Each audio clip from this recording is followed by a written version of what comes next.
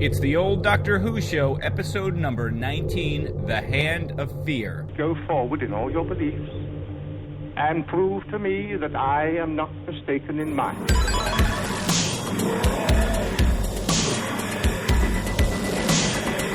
You couldn't control my mind before, and you certainly can't control it now. Would you like a joke, David? The TARDIS, when working properly, is capable of many amazing things. Because the polarity of the neutron flows, the TARDIS will be free of the force field.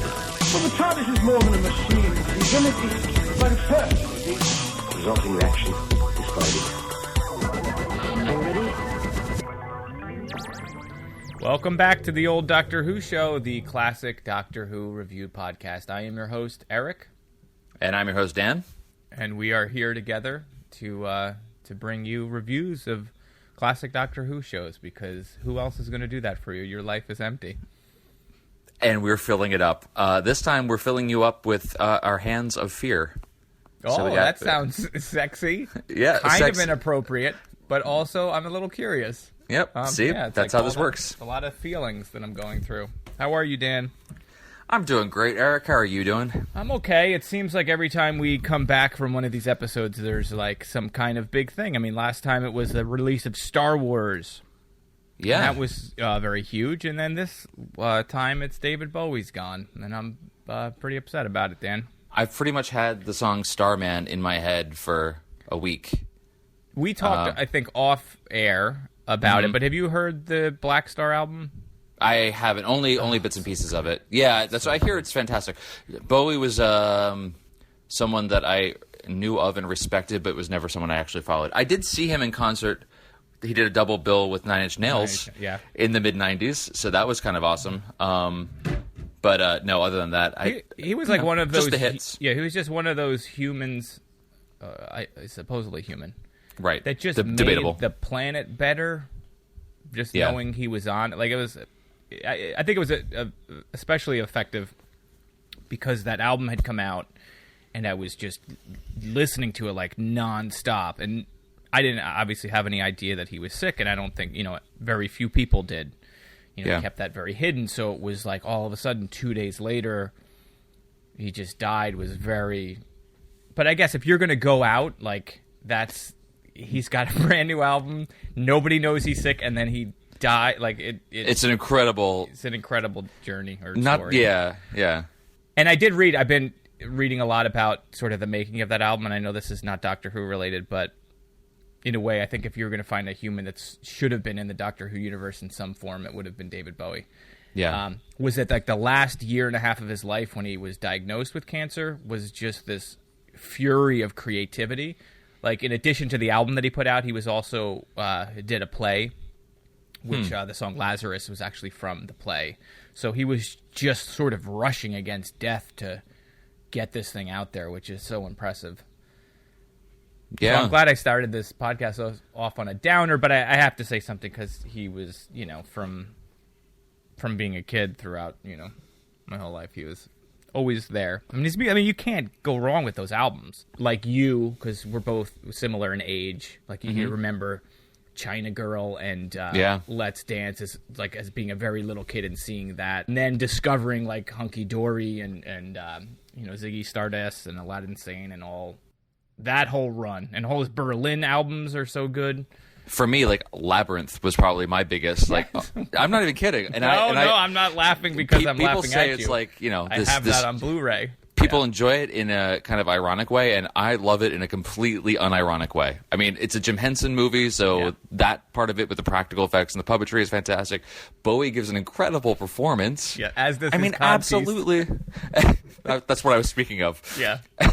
Well, he's that's the other thing. Like, the roles that he picked, like, Jareth in Labyrinth, but he was also in Twin Peaks, Fire Walk with Me. Yeah. He was Pontius Pilate in the Martin Scorsese movie Last Temptation of Christ. Like, did you ever see The Hunger, which was like a vampire movie from the 80s? 80s. Yeah, mid-80s, yeah. He made great choices. Like, that was another thing. Like, the guy was really just to be able to decide what to do and how you're going to actually bring something to a role or a piece or whatever it happens to be. Collaborations, I mean, the stuff that he's done with other artists, in music and otherwise. I mean, yeah, he was incredible.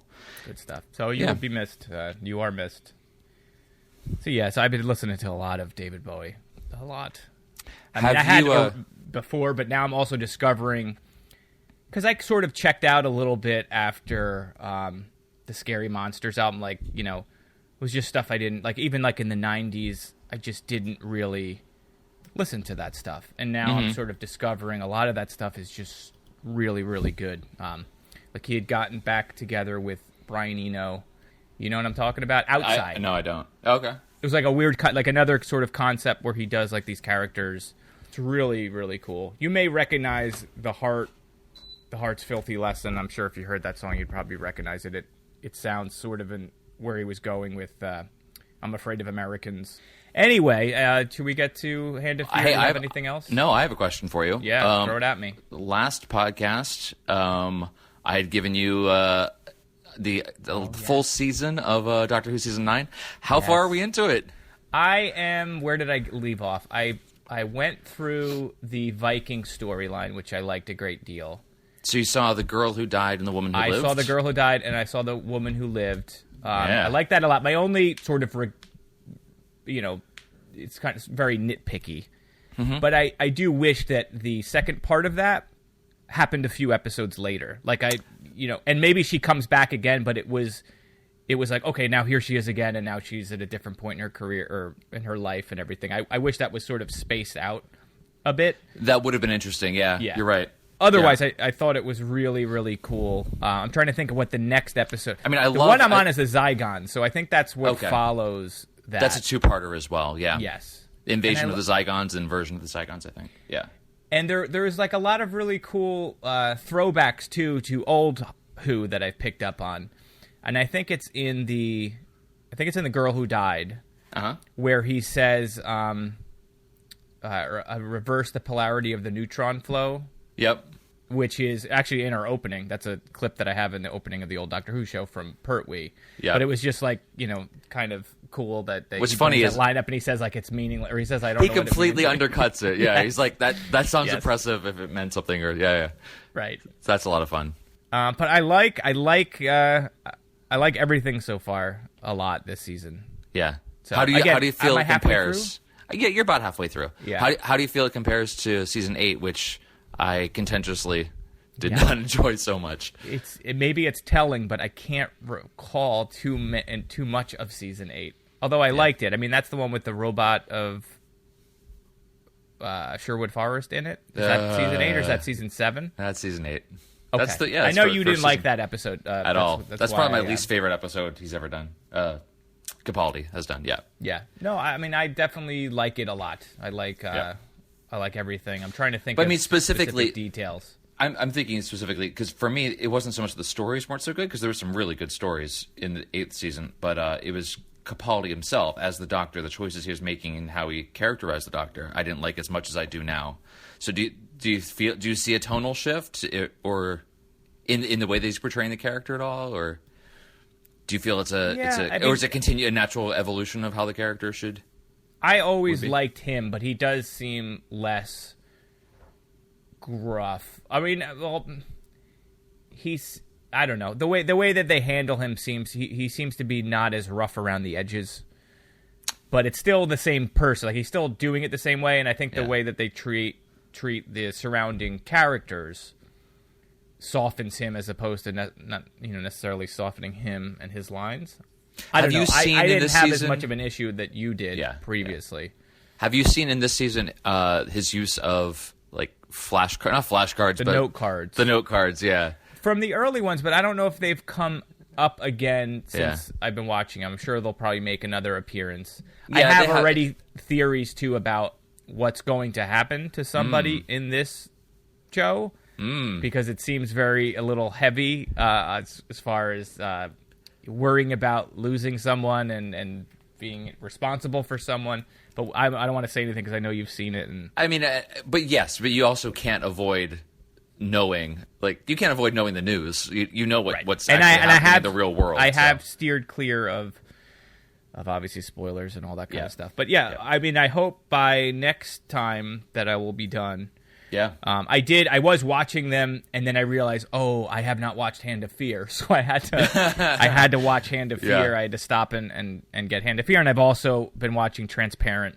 Have you seen Transparent? I just got back into. I saw the pilot when it first originally aired. They did that whole bunch of pilots at once thing, and Yes. so I'm part of the way through the first season. First season is really good. good, and I like it, but the second season takes it to this other level, and it's some of the best television I've ever seen in my life. Like it's. Well, I'm curious. You were Yeah, I gonna say like something it. about season 1. Yeah. No, I'm only maybe 4 episodes into the first season. I like it. Yeah, it's good. Yeah, it's season 2.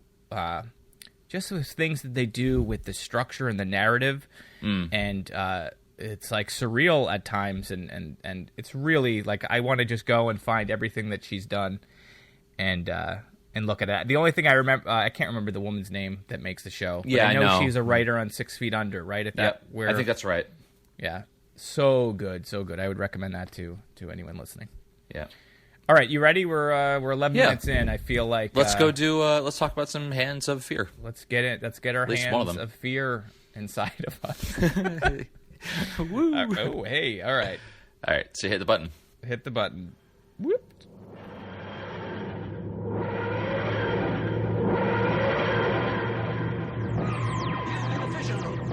Can you hear me? I am the director of this establishment. Her name's Smith, Miss Smith. Miss Smith, listen very carefully. Your life is in great danger, and so are the lives of many other innocent people. Could I- Now, what is it you want? Could I speak to her? Can you hear me? What is it you want? Could I speak to her for a moment? I doubt very much whether she'd listen. The level's rising, sir. There's no way we can stop it. That means she's had it. All right, I want a full-scale evacuation. Every person within a radius of 12 miles. Sarah, Any listen to type me. of Can you wide hear me, hotel, Sarah? we've got a full-scale emergency. Sarah, can you hear me? Look, we have a full emergency down here. It's no use. Sarah, listen to me. No, there's nothing more to say because Eldrad must live.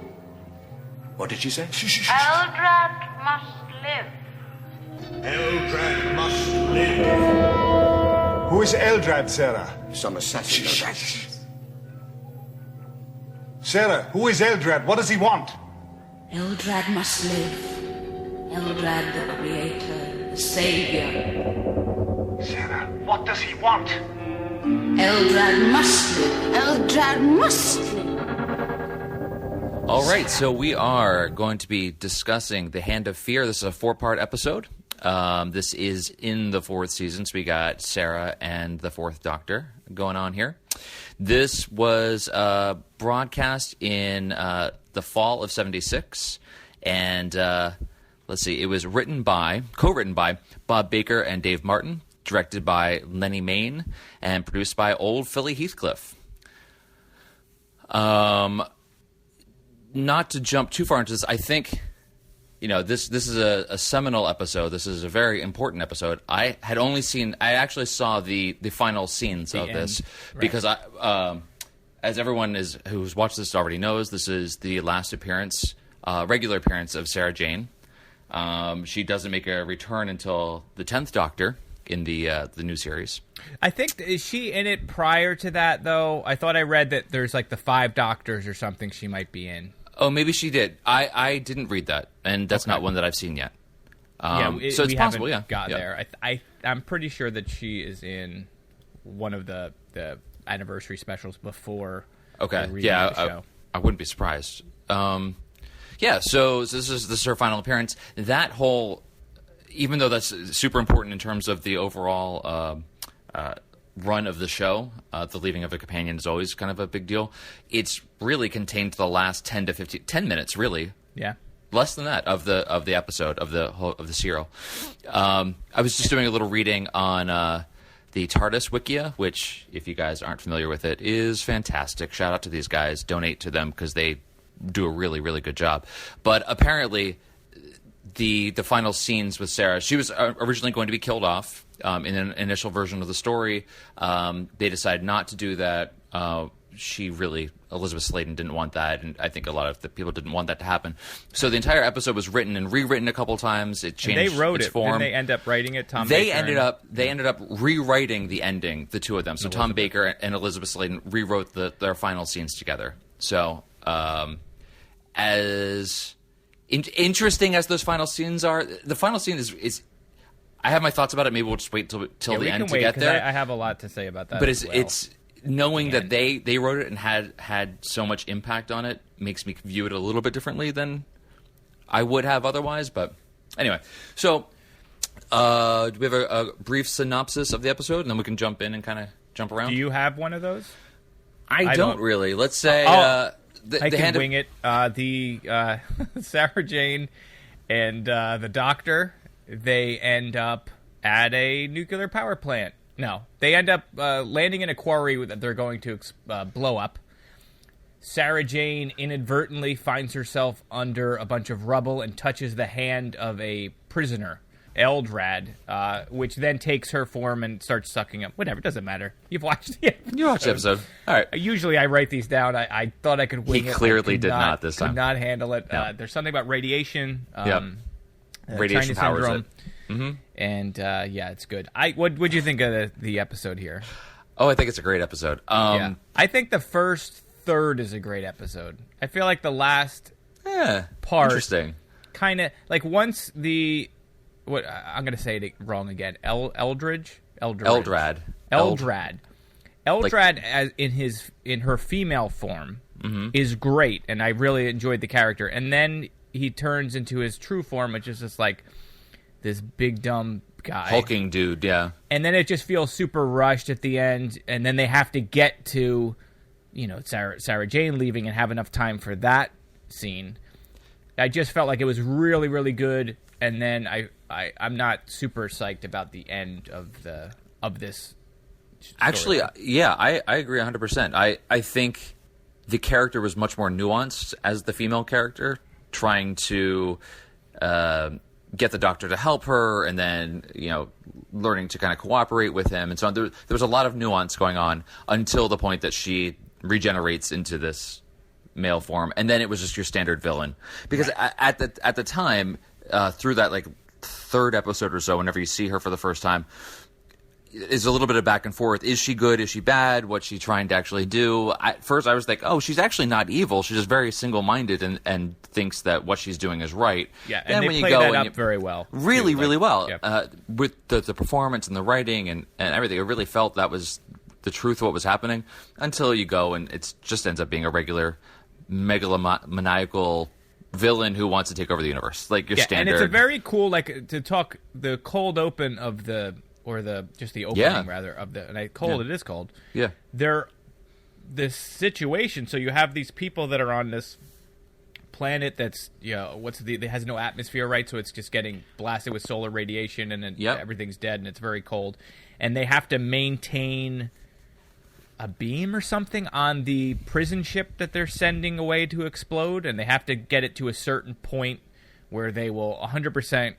know that this prisoner has been killed. Has been obliterated. Yes, thank you for correcting me. Well, yes. And they realize they're going to die before it gets to that point. They have to execute it earlier than expected. Right. But that is trying to figure out what is this episode about with those creatures with the very heavy quilts they were wearing on that they're wearing in the snow is a very cool sort of opening to it, because again you're like, who are these people, what do they have to do, and you don't really learn that mystery until well into the story, until the end, really. I mean, you don't see their recurrence until the final episode. No. And then Sarah Jane is dressed like strawberry shortcake for some reason. Oh my gosh, she looked like a toddler. She was dressed like a toddler. They compared her to Andy Pandy. Yeah, which I had to look looked up, which is some horrifying, weird demon doll British kid show.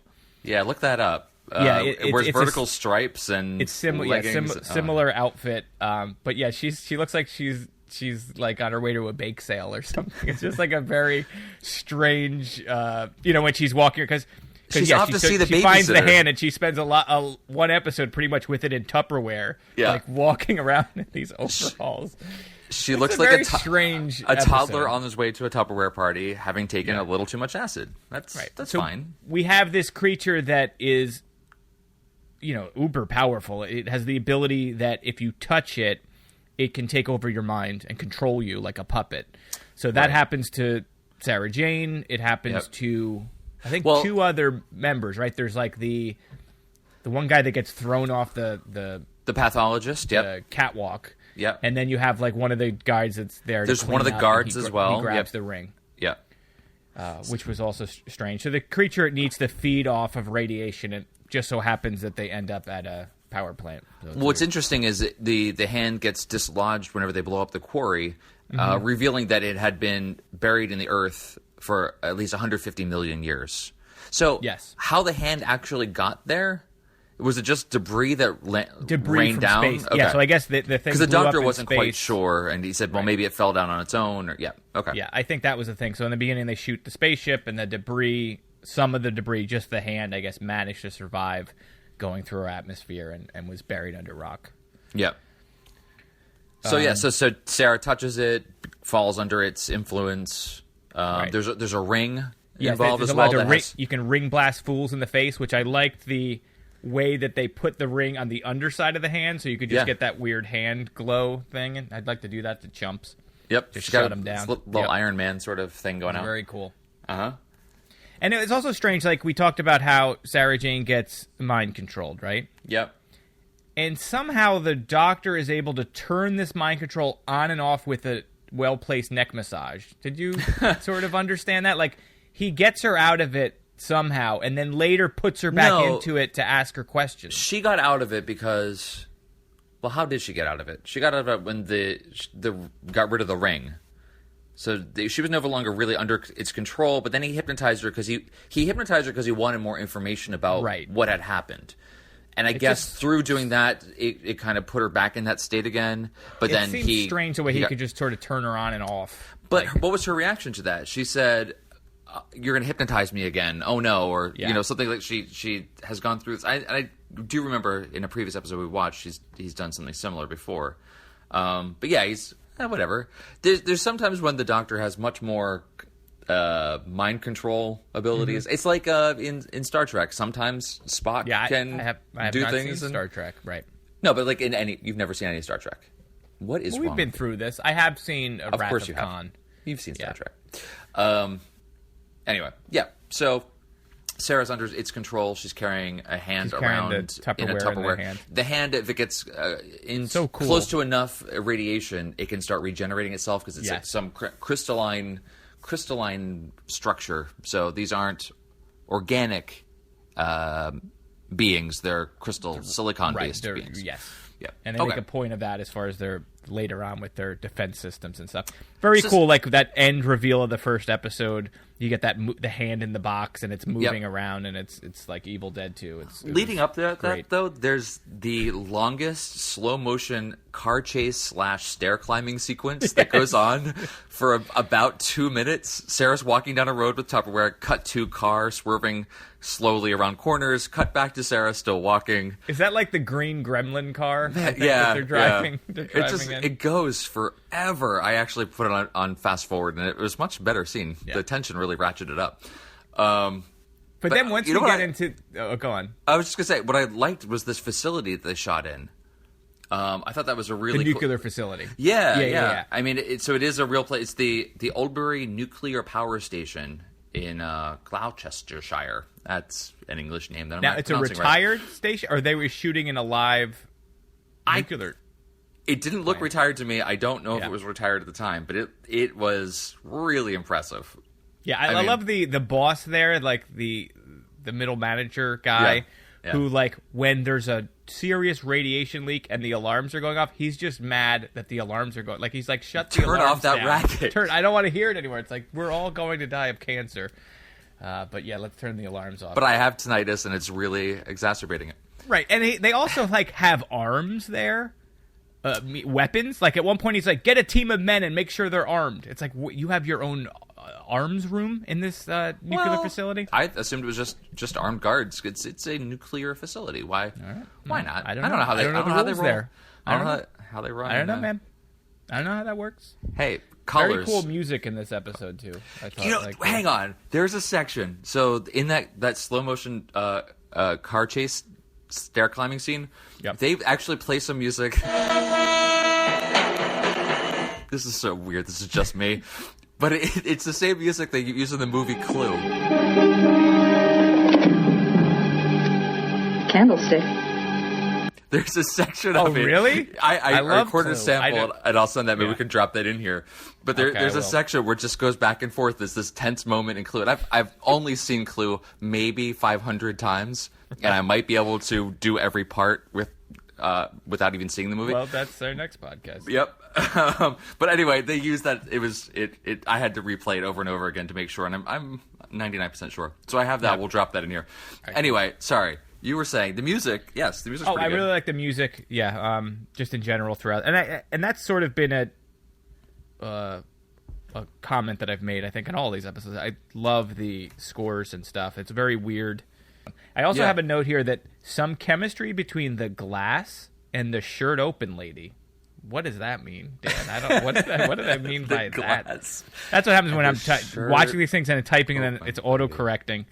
So I don't know what I was meaning by that, but I think it is the boss and the woman with blonde hair. They seem to have. There's something definitely going on. Oh yeah. He sends her to leave whenever the facility is going to melt down for the first time. Was her He shirt sends her like too open? Was that why I was right? Yeah, I'm guessing that's the note? case. Yeah. Hey man, it's the 70s. It's all cool. She's actually director Lenny Main's wife. Was cast in that role, and they apparently increased the size of the role for her. Oh. Hey, hello. So Secretary Boobs a lot goes home, and then the manager of the facility then has this kind of weird human moment where he calls his family. Yes. Everything's fine, but I just wanted to say hello and let you know where I am. Just let you know I'm at awkward work. conversation. Like whatever kids are on the other end of that line, if he doesn't make it out, will be scarred forever. He said everything was fine. Like they're just complete disaster. And it was also sort of a confession, I think, because he saw Sir Boobs a lot and was like, my wife, talk I've to been my lying real to wife. her. Yeah, this whole thing is that my life is a sham. Yep.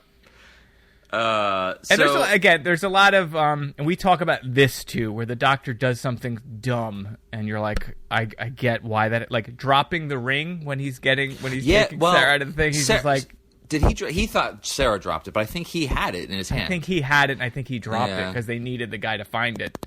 Yeah. But I would think that would be an important piece you'd want to keep in your pocket. Yeah, seemed important. But he's too busy with his massage hands, turning her on and off. That happens later, dude. Right. So inside the main the room outside the main nuclear reactor area, the core, it was this big red door with these huge sliding bolts on it, and the lock was some sort of Simon Says color-coded spin wheel. Yes. What was that? I don't know what that was. I didn't know if that was like a gauge for radiation level or some other like. They were spinning it in order to open it. It's very strange. Yeah, it was very weird. I didn't know I don't know what was going on. This place is also strange too because when the guy calls the government on his red phone, it seemed just a little bit too big. Like it was like a slightly oversized red phone that almost looked ridiculous. I was like, "Give me the president!" And it's the cord is actually not plugged into the wall. Like they just gave him that novelty phone to make him feel good. If maybe like a shot from a Zucker's Abrams movie where it's just a little police squad going on. What else we got here? We got the unexplosion, where they talk about the unexplosion. But what I thought was interesting is when the doctor or Tom Baker's explaining what it is, he does this thing, I don't know if you picked up with his hands, where he talks about how the explosion went inward. Yeah. But he does the opposite with his hands. So when he's talking about inward, he's taking his hands out. Like it's just it's this weird thing. I don't know if he's just mixing it up or just trying to be weird to be strange. Dude, he's transdimensional. It was the opposite of what you would expect. They called in the Royal Air Force to bomb the nuclear facility. Before that, crazy. the guy, one of the guys picks up the ring and he goes into the room and it should have exploded. Yeah, but it didn't. And the guy said he was vaporized, whatever. And then he grabs the ridiculous red phone and says, and I think I got this right. He says they're going to have a chance to use their quote standoff missiles. I don't know. They have their own missiles, but they're just firing nuclear weapons into a nuclear power plant. Yeah, what could possibly That's going to be safe. They say we're it's like 2 miles away is a quick check, so we're pretty much clear. There's nothing around here. 5 people got into a truck and drove about a block away, and then Right, put their to be fingers frank. in their ears and covered their nose, and that should be Well, fine. they did give you That's that nice okay. thing because you could ruin your hearing this way. Yeah, unless you puncture your open your eardrums mouth. unless you open your mouth and pinch your nose. Yeah. But then the doctors just knew that wasn't actually going to happen, that the missiles weren't going to... So he's aware, so he's like not really covering himself. And again, I guess the missiles are fired and the explosion is absorbed by the hand, right? Who at this point uses all of that energy to become her true, human form. She takes human form. So the doctor one says other something thing that I want to interesting. point out about Elisabeth Sladen is she continues to do the best voice inflections. Like when she says words, like I pointed this out on was it the Brain of Morbius or whatever, where she's like, Doctor! She continues to just take a line and just read it in a way that you don't think the word should be pronounced in that She manner, definitely but does that when they're under the influence, when anyone's under the influence of Eldrad, they do this thing where you hear their thoughts. Eldrad must live. And they're saying, Eldrad must live. Eldrad, and she does that. She has this one point where Eldrad must live. Eldrad must live. Or something like that. Yes. And then she says it out loud the exact same way. It's like really strange reading. She is adorable. Yeah. No, she's the best. I love it. But what were you going to say? So this comes up. This is something that recurs now in the current seasons. That the doctor says these modern weapons aren't going to work, so we should use some more ancient weapons. And he's talking about conversation and diplomacy. Right, diplomacy or something, yeah. So, and that's a theme that comes up now is the doctor's weapons are his words. That specifically comes up. Comes up later. I don't know if you've actually seen that. Anyway, but that they've made reference to that before, that the doctor basically uses words as weapons. So that was kind of cool. That goes all the way back here, if not before that as well. Right.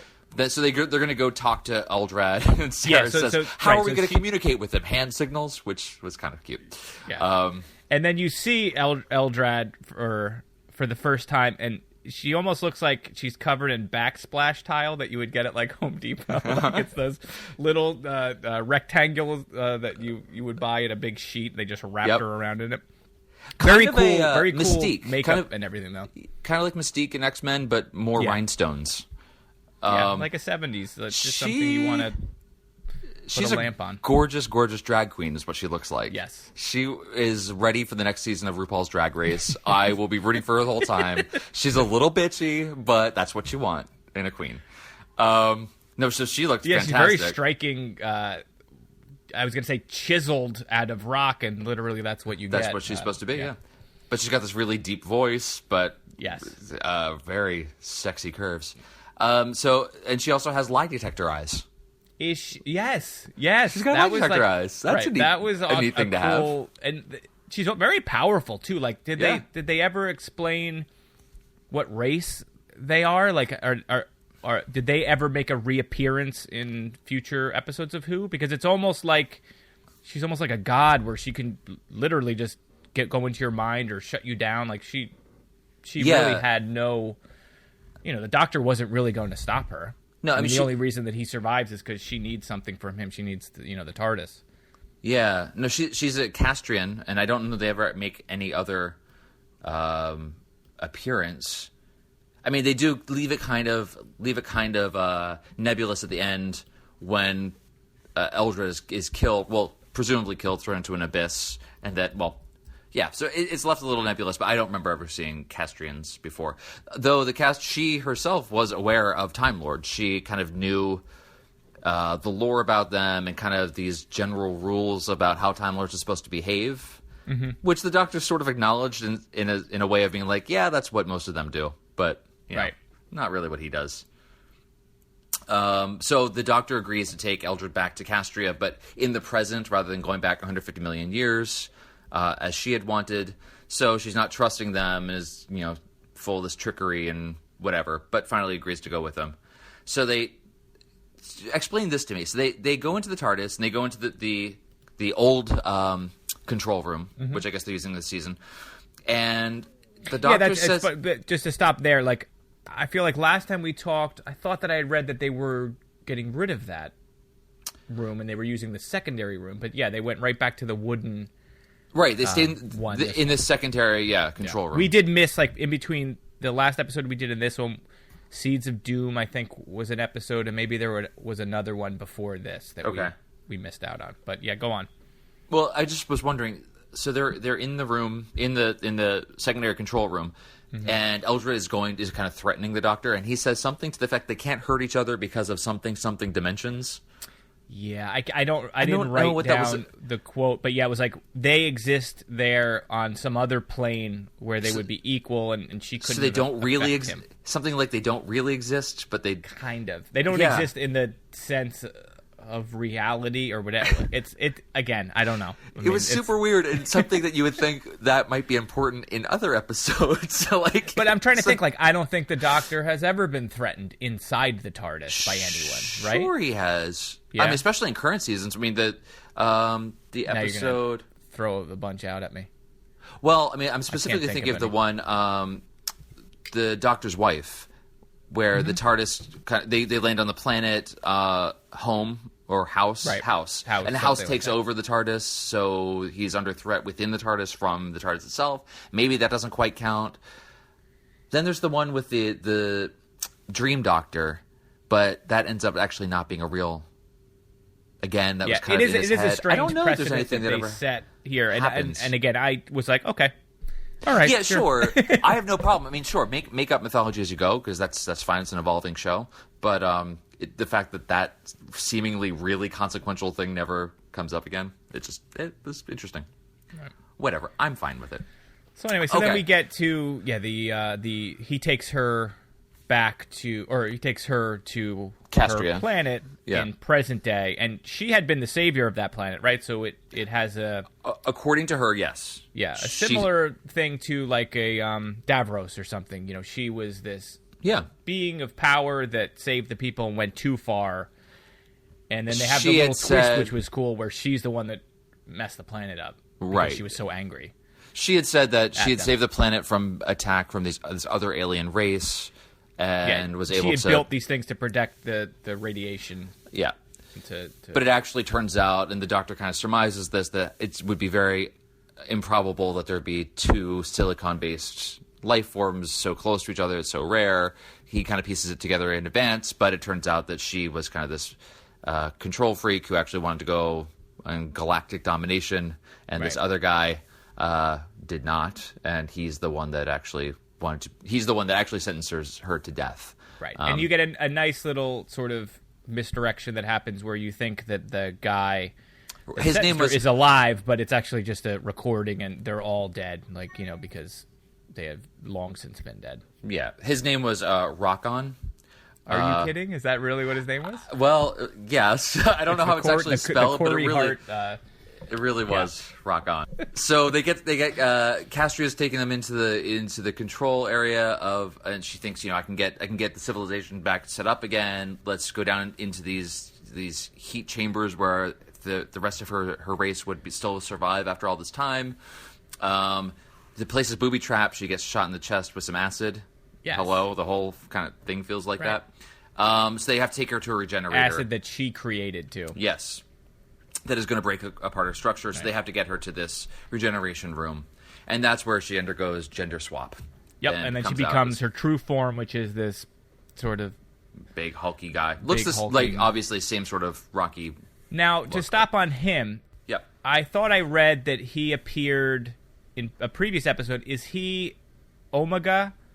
Oh, from no. The Three Doctors, or he was in some other He wasn't. Who episode, right? So this whole... Okay, well, you might be referring to... The actor. I'm talking about the actor. Oh, that's interesting, because... Yeah, not the character, but the actor. Oh, so there's two things then. Maybe. I don't know if the actor was, but the whole thing with Omega was that that was actually supposed to be the name of the race in the original draft of the show.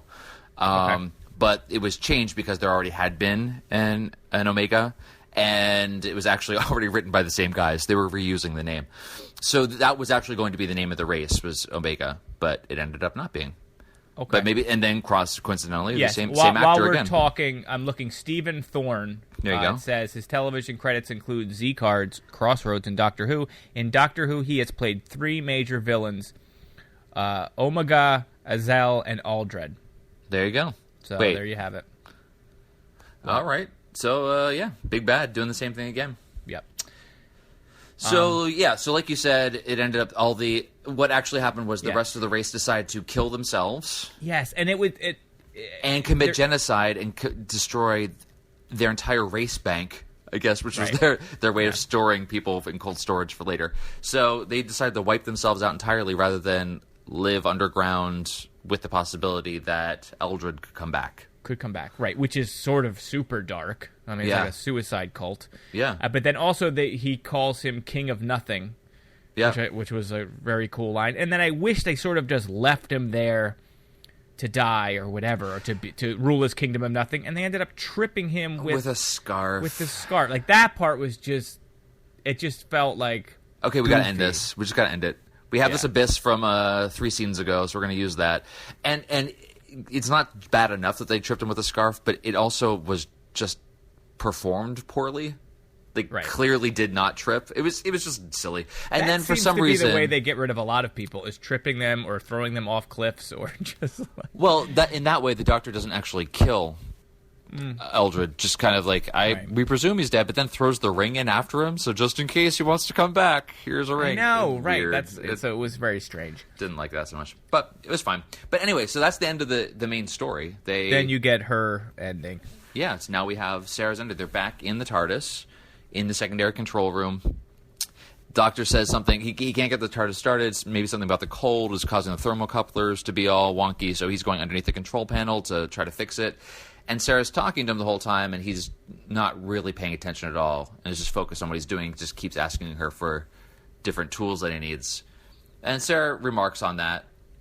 Right, she wants to go home, and she's sort of fed up, and she asked... Yeah, I'm sick of being cold and chased. I want to take a shower, So she threatens, I'm going to go pack my goodies and I'm going home. Yeah. And the Doctor's not paying attention at all. Which she does, and she packs everything and has it ready. And then that's what made it the most heartbreaking, was because she asked to go home, and then when he sort of says, I need you to go home, she's like, I was just kidding or whatever. And like the fact that she... Like that extra level of horrible guilt that she'll feel because she thinks that she caused this, even though he wasn't listening. Yeah. And he was going to send her home anyway, was just like an extra sort of dagger in her heart. Yeah, that kind of ends with a miscommunication in a way. Yeah, I don't know. Like it was such an anticlimactic ending to such an important character. So so well played. So I think kind of a template for a lot of companions that come after her. It just seemed like all right, she's gone now. She's going to pack up her stuff. Better than her dying, but still. No, and I would differ from you, and I kind of liked it a lot because he's not listening, and that sort of speaks to his character in ways. And they had that extra level where she wants to go home, and then she realizes that he really is taking her home and how sad they are. And they don't hug or anything, and they just sort of look at each other, and they exchange those lines, which were great, and I didn't write down, and I probably should have. Mm-hmm. And then he drops her off in the wrong place. Yeah, of course. Which was kind of funny, but it's very sort of bittersweet. I mean, again, I wish I would be happy with her forever. Yeah. So it's sad. It's not that I didn't like it. It feels, it felt very rushed, and it just felt out of character. But the fact that the two of them had so much input in how the scene was written makes me respect it more and able to kind of swallow it better. It's not as though it was kind of completely out of character. It was very much in character in the way that they understand those two and their relationship. So, I mean, it was kind of strange, though, as Sarah goes out to pack up her stuff and pretend to leave. And the Doctor gets a mental call from Gallifrey and realizes he can't take Sarah with him. Yeah, and they play this up as a call he's been waiting to get, or like a specific thing that once it happens, you have to go, and these are the rules. Yeah. Have we ever learned of those rules, or that a call would come? Or never seen that before. A lot of fans were apparently under the presumption, based on this, that companions can't go to Gallifrey, but the Doctor doesn't actually say that. He just says he can't take Sarah with him. So maybe it was something specific about why he was going that he couldn't bring her. I don't remember the exact wording. When I was done with the show, I thought it was that he just no Time Lords can go to Gallifrey. But that's not actually all he says is I can't take Sarah with me. I think he would have said that about anyone. Right. I think it had more to do with why he's going, whatever that mysterious reason is, rather than not actually being able to take a non-Time Lord there. We will find out next time, because that's our next episode, is the one that follows this. I mean, it was also very nice that he says, "Till we meet again, Sarah," and they kind of look at each other and both nod and like, okay, yeah, yeah. It's just so sad. I just found it so sad when she's just on the street and I'm already an emotional wreck most of the time anyway. So like just seeing the TARDIS go away and just the fact that she asked to go, but it also doesn't make a lot of sense. Like she was taking that joke pretty far. She packed all her stuff up. Like what? Yeah. Like, it just seemed like, she went real far with that. I mean, maybe she was just looking for a vacation or something, but it was very strange. Yeah. I would just think that she thought, I want to go home and be there for a bit, and then we can go again. Like take a stop off. But yeah. Anyway, so that's how that ended. There's no reason really why he can't just pick her back up when he's done with the next episode. But we'll see. We'll see what happens. All right. So all in all, I like the show again. The ending, I think could have been a little bit better. Yeah, the last 10 minutes of the main story, not so great. Yeah. But you have this stinger at the end and everything up before it that was so good. So good. All right. So anything else you have on this? No. What was the next one we have coming up for our faithful listeners? The next episode, I don't remember the date. It's going to be 3 weeks from the 19th. So what is that, Dan? People can't do math. That's impossible. But in either case, the episode is The Deadly Assassin, and that is available on Hulu Plus, as well as iTunes. It's not available, as far as I know, on Netflix. By the way, I made the jump with Hulu because we watched so much of this on Hulu. Most of it's still there. I went commercial free. Now you never go back. It is so much better. Yeah, I know. I watch a lot of Hulu anyway, just old shows and whatnot, but especially for this, it's so much better to not have the commercials because they weren't supposed to be there in the first place, and they end up putting them in really awkward places. So it's just nice to watch it without that. I agree. We should be sponsored by Hulu. I will get on that. So get on that, Hulu. All right, so that is the conclusion of The Hand of Fear. Please, if you enjoyed this episode, share it with someone. You can send them to theolddoctorwhoshow.com, or you can send them to iTunes and they can search for theolddoctorwhoshow.com. And we're also available, I guess, on Google's podcast, Google Play, whatever. Stitcher. Mm-hmm. America's sweetheart. Yep. I am on Twitter at eGrissom and on Tumblr at ericgrissom.com for you fans. You can tweet at me at DanJNJ on Twitter. If you have a question, please send us a question to theolddoctorwhoshow at gmail.com. I believe that was right. Yeah, that's right. Yeah, that's it. And if you do like the show, please give us a little review on iTunes. That helps us out a lot. We should. I didn't check. I don't think we got any reviews. We need more reviews. We did. We did get a review. All right, this is good. Look at this. Read it out. We got 5 stars from Amy Notes. Aww. These guys are funny, thank you. I've binge listened almost all of their episodes. Almost. I am so sorry. Which ones did you not do, Amy Notes? Well, that's very nice, Amy Notes. I would encourage others to also give us a review. That's be like helpful. Amy Notes and listen to all of them back to back. I can't guarantee your health or sanity afterwards, but no. I thank you guys for listening. All right. All right. Well, until next time, my name is Eric, and you are... I'm not... You think we've been doing this for a year, you think I would have gotten a little bit more comfortable with myself? No, you're pretty horrible. I'm not very good at this. In my defense, I have a cold, so I'm a little off game today. In my defense, I don't prepare on anything ever. You don't prepare. So. Dan's away on vacation. I'm here slaving away at the whatever this is I'm doing. Handcrafting a podcast for your listening. Handcrafting candles. Yep. For the wind. I put in the wind. I don't even know, man. It's just who I am. Yeah. All right. Well. Our apologies. Let's please end this. Talk to you next time. Bye. I love you. I love you all. I gotta stop this.